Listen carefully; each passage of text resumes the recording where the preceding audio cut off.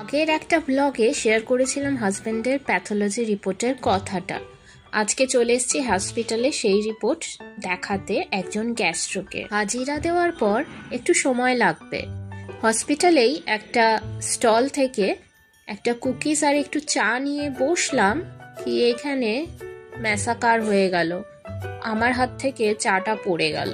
যাই হোক, আর একটা চা নিলাম, কুকিজ খাওয়া হলো, চা খাওয়া হলো, তারপরেও ওয়েটিং। হাজবেন্ডের প্যাথোলজি রিপোর্ট খুব একটা খারাপ না, তবে খুব একটা ভালোও না, কিন্তু আমি চিন্তা করছি না, কারণ আমি জানি এভরিথিং উইল বি ফাইন। মনে হচ্ছে লাইফস্টাইলের কিছু জিনিস চেঞ্জ করতে হবে ওকে। ডক্টর কনসালটেশন ডান, লিফটে আছি, যা ভেবেছিলাম সেটাই।